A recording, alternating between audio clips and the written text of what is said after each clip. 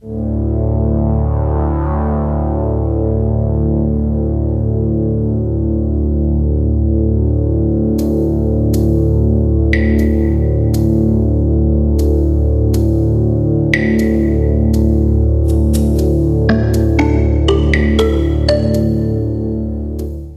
the years, many studies have been conducted on the different aspects of human physiology.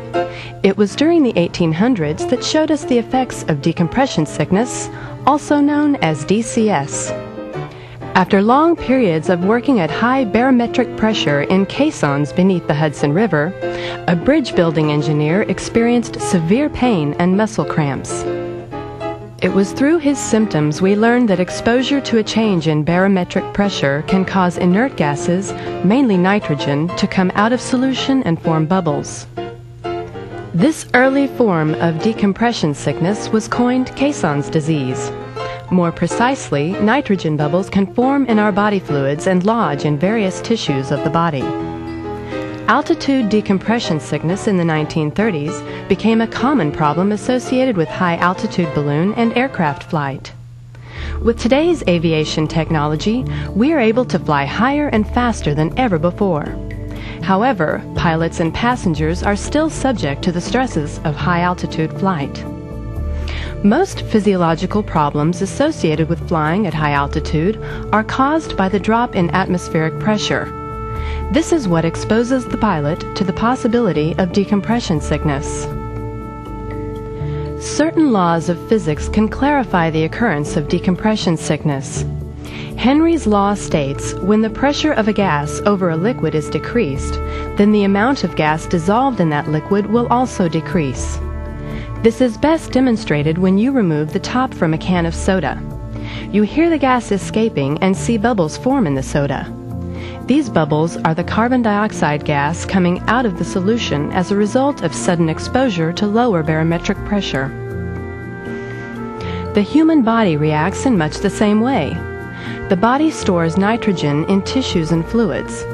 When the body is exposed to decreased barometric pressure, like flying in an unpressurized aircraft to altitude, or during an in-flight rapid decompression, the nitrogen dissolved in the body comes out of solution.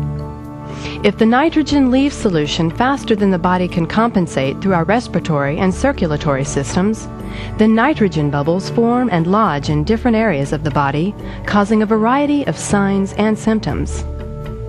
There are specific symptoms for each bubble formation site. The different locations represent different types of decompression sickness.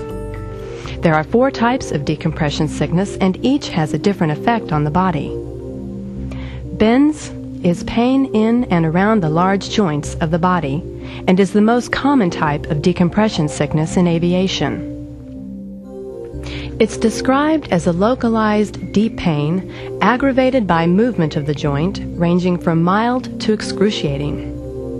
There is also evidence that bends, once experienced, may recur in the same location during subsequent exposures.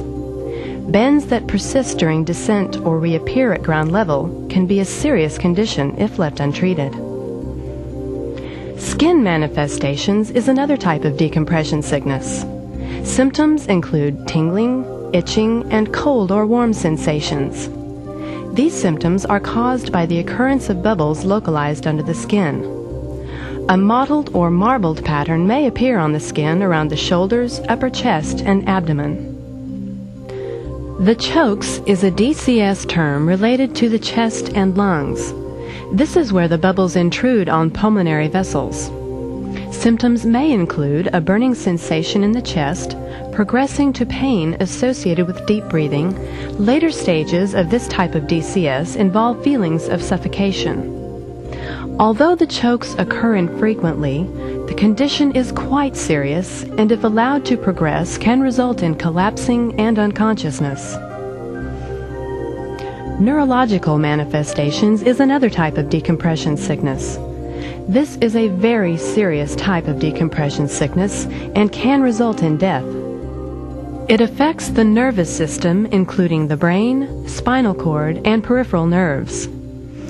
Some symptoms include headache, visual disturbances, unexplained fatigue, muscle weakness, or paralysis. Now, let's look at those factors that make you more susceptible to developing altitude-induced decompression sickness. There is no specific altitude that can be considered as an exposure threshold for decompression sickness, but here are some guidelines for aviators to consider. Most pilots have little risk of decompression sickness below 18,000 feet MSL, provided they have not been scuba diving within the last 24 hours. Most aviation cases of decompression sickness occur at or above 25,000 feet MSL. Repetitive exposure to altitudes above 18,000 feet within a short period of time increases the risk of developing decompression sickness. The faster the rate of ascent to altitude, the greater the risk. The longer you are at altitude, the greater the risk for decompression sickness. There appears to be some evidence that age increases the risk of decompression sickness. Research indicates that having a recent joint or limb injury may predispose an individual to developing the bends. Exposure to very cold temperatures increases the risk of decompression sickness. A high ratio of body fat increases the risk of developing decompression sickness. A person who is physically active while flying at 18,000 feet or above is at greater risk for decompression sickness. The after effects of alcohol consumption, such as dehydration, increase the susceptibility to decompression sickness. Scuba diving requires breathing air under increased atmospheric pressure. Under these conditions, the amount of nitrogen stored in the body increases. Enough time should be allowed to eliminate the excess nitrogen stored in the body.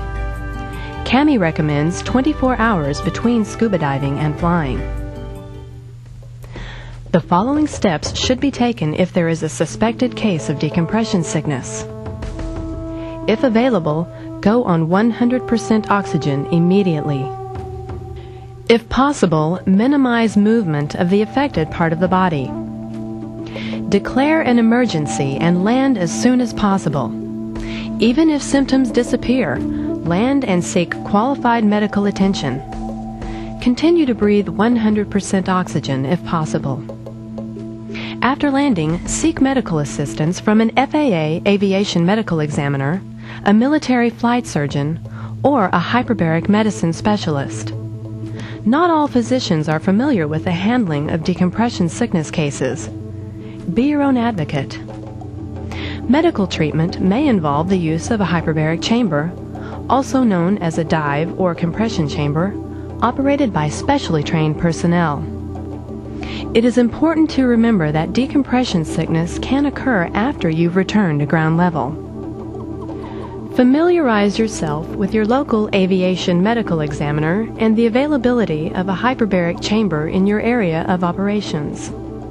To obtain information on hyperbaric facilities to treat decompression sickness emergencies, contact the Divers Alert Network, or DAN. Decompression sickness, also referred to as DCS, occurs when the body is exposed to a decreased barometric pressure and the nitrogen dissolved in the body comes out of solution and forms bubbles. There are 4 types of DCS. The bends, pain localized in large joints, skin manifestations, tingling, itching, and cold or warm skin sensation. The chokes, a deep burning chest pain aggravated by breathing. Neurological manifestations, headache, visual disturbances, unexplained fatigue, muscle weakness, or paralysis.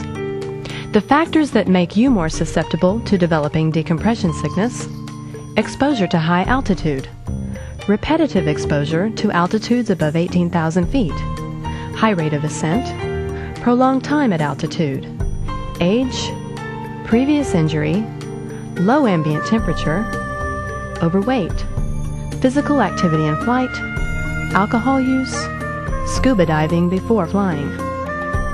If you suspect a possible case of decompression sickness, if available, go on 100% oxygen immediately. If possible, minimize the movement of the affected part of the body. Declare an emergency and land the aircraft as soon as possible. Even if your symptoms disappear, land and seek qualified medical attention. Continue to breathe 100% oxygen if possible. Remember that any time you fly above 18,000 feet in an unpressurized aircraft or experience a rapid decompression, you are at risk of developing decompression sickness. So be prepared for the unexpected.